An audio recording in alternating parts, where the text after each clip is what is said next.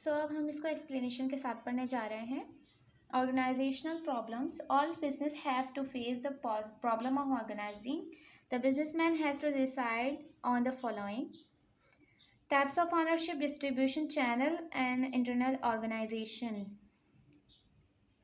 Businessman को इन सबको डिसाइड पहले से करना होता है ताकि फिर बाद में कोई प्रॉब्लम ना हो स्टार्ट करने से पहले कोई भी बिजनेस. Types of ownership. अब टाइप्स ऑफ ऑनरशिप के बारे में पढ़ेंगे. Ownership are of four kinds that a businessman has to decide on: sole proprietorship, partnership, and joint stock company. And the fourth is cooperative society. So, sole proprietorship. It is the form of business organization that has only one owner who invests capital in business and is fully responsible for his business operations. He enjoys all profit and is responsible for the losses. इसमें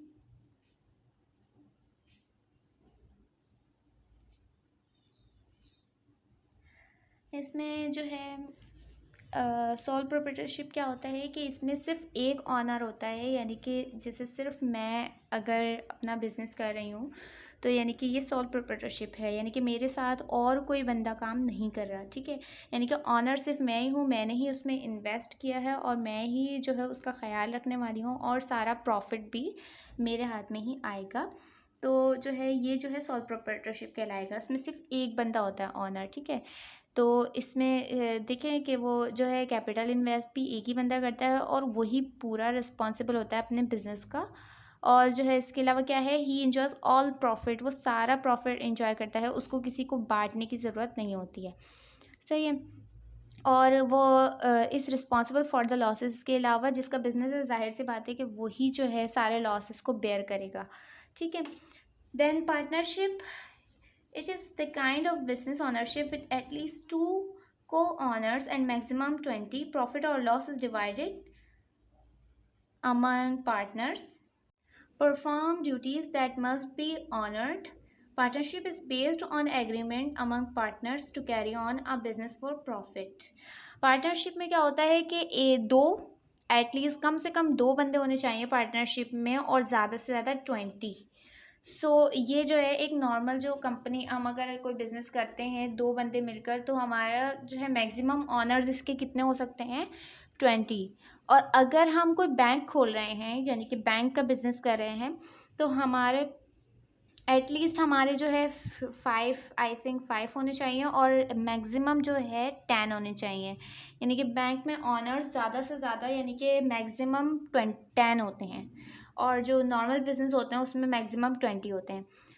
उसमें क्या होता है कि partnership में profit और loss जो भी होता है वो सब सारे जो ऑनर्स हैं, सारे ऑनर्स हैं उनके उनमें जो है डिस्ट्रीब्यूट होता है, चाहे वो प्रॉफिट हो या फिर लॉस हो. ठीक है.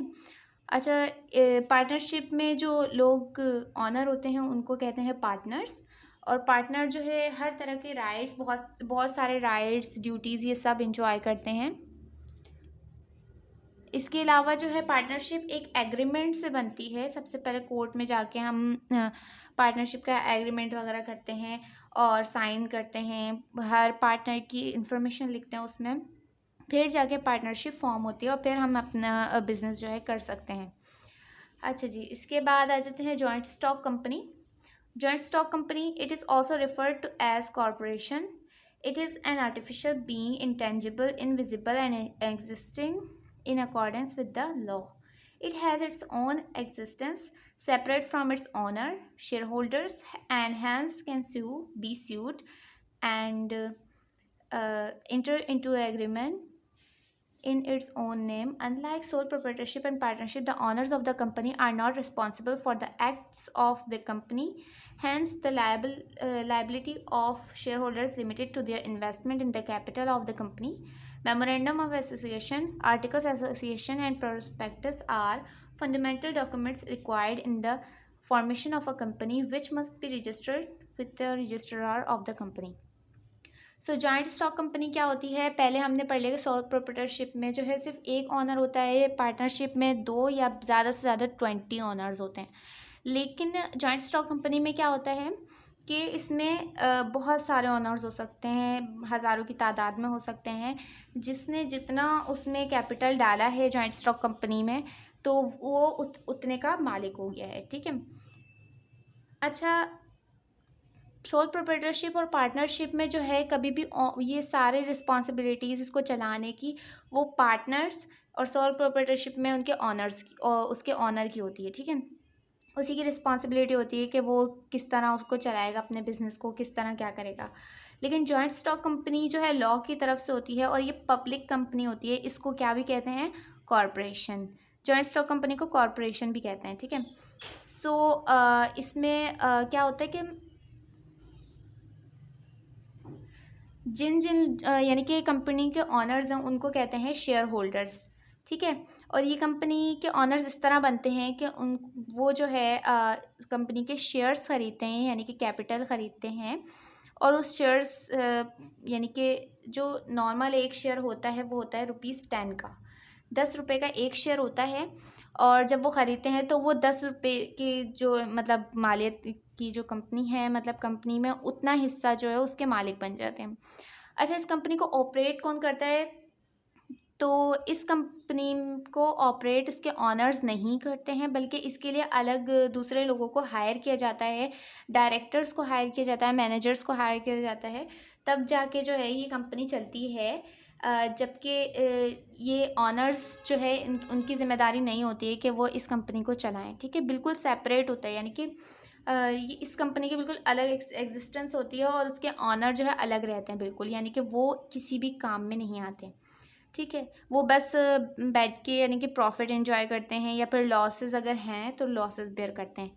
अच्छा, एक चीज़ और कि लॉसेस जो है, जब भी कभी कंपनी को लॉस होता है इसमें, तो शेयर होल्डर्स की जो मतलब शेयर होल्डर्स की जो लॉसेस की रेट है या जो भी है, तो वो उतना ही होता है कि जितना उन्होंने ओन किया होता है कैपिटल। ठीक है।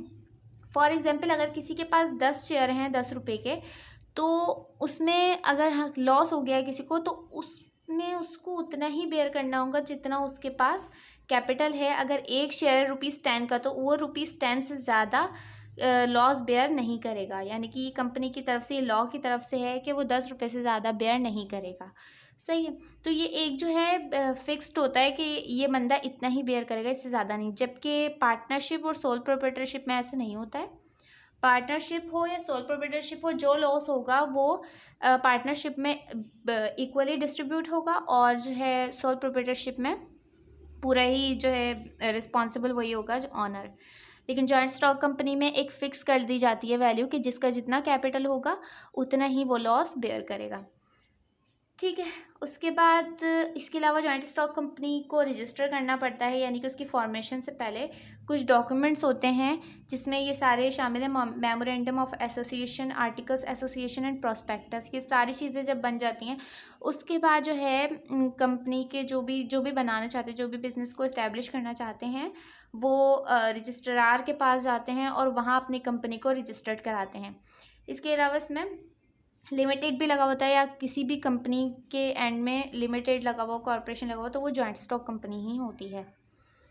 अच्छा, इसके अलावा cooperative societies, it is an association of consumers to establish a business based on mutual cooperation and operated on no profit no loss basis. Cooperative banks and cooperative housing societies are quite popular in Pakistan.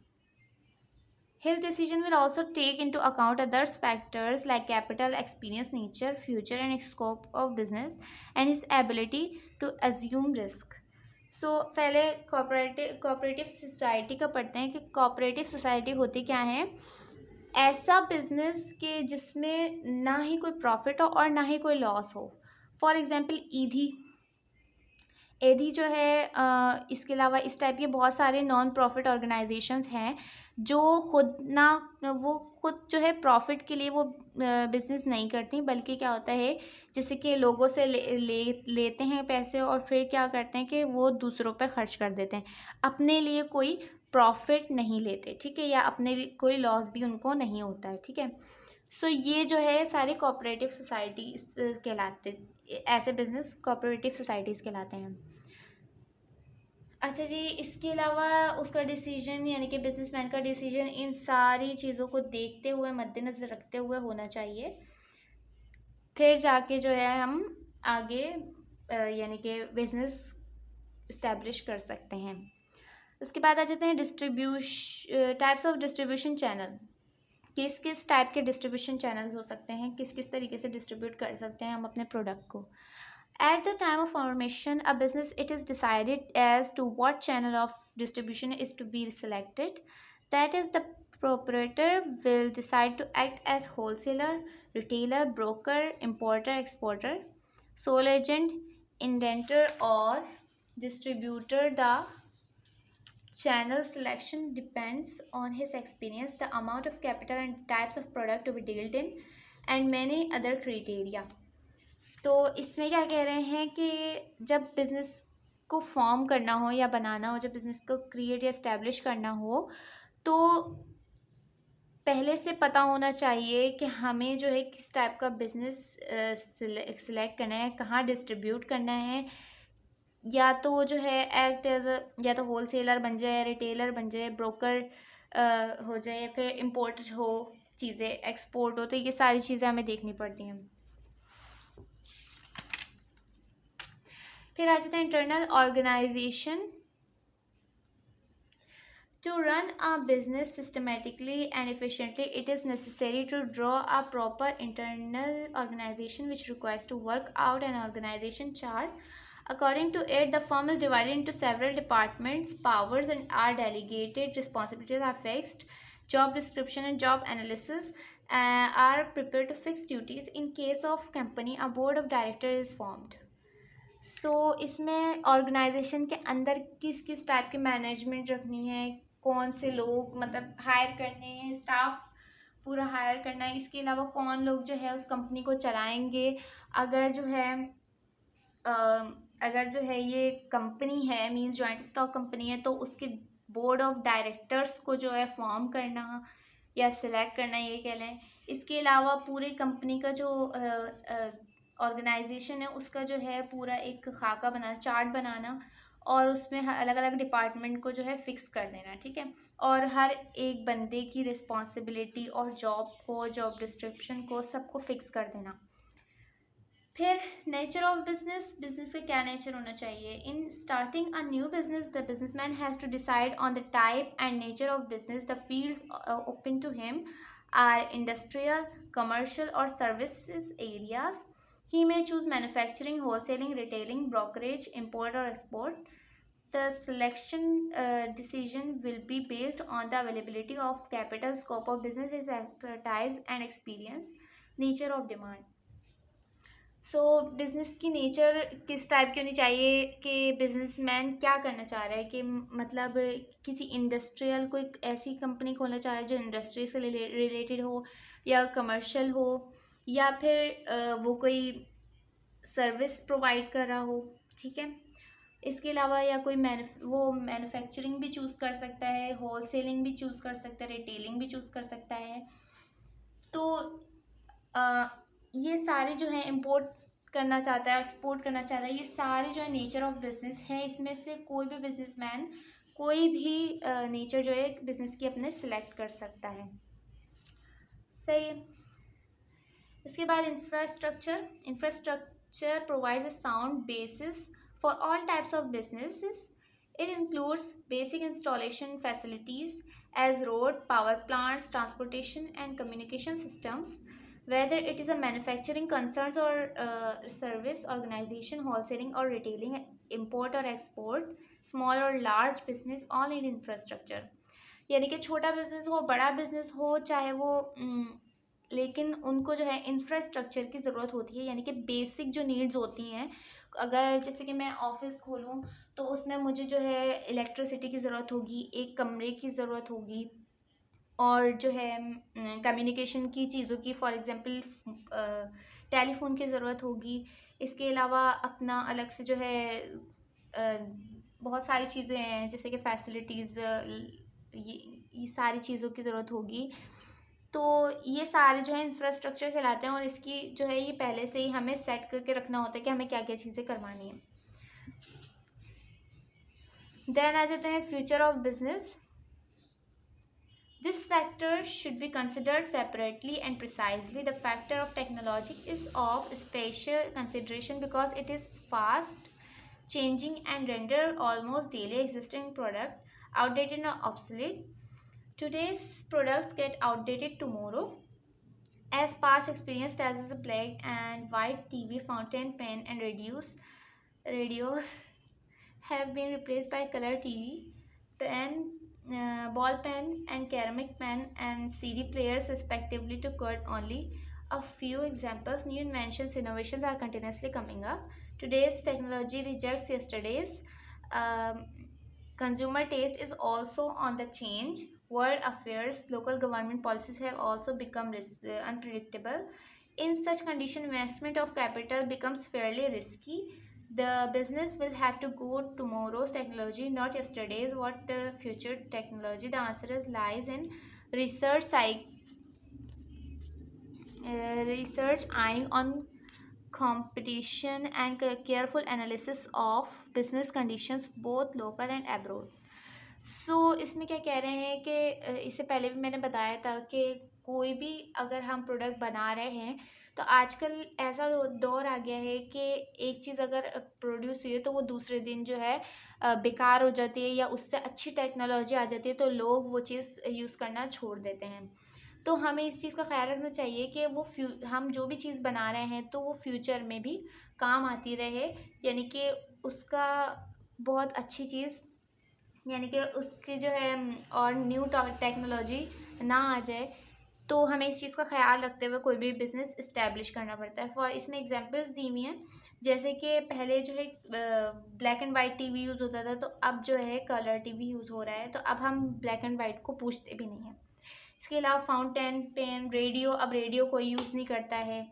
तो इस तरह से नए innovations आती रहती हैं और जो है कल की जो टेक्नोलॉजी है वो आज जो है रिजेक्ट हो जाती है. आज के कुछ लोगों के टेस्ट में भी, यानी कि कंज्यूमर टेस्ट में भी फ़र्क आ जाता है, चेंज आ जाता है. लोगों को ये चीज़ पसंद नहीं आती, दूसरी चीज़ पसंद आने लग जाती है. नई चीज़ें ज़्यादा लोग अट्रैक्ट होते हैं. इसके अलावा गवर्नमेंट की कुछ पॉलिसीज़ एकदम से ऐसी आ जाती हैं जो कि अनप्रेडिक्टेबल होती हैं, जिसका किसी को कुछ पता नहीं होता. इसके अलावा जो है हमें इन कंडीशंस में जो है हमें बहुत देखभाल के अपना कैपिटल जो है इन्वेस्ट करना चाहिए कि कहीं हमारा बिजनेस डूब ना जाए. तो हमें हर चीज़ का ख्याल रखते हुए ही, हर चीज़ की रिसर्च करने के बाद ही हमें कोई चीज़ का फ़ैसला करना चाहिए.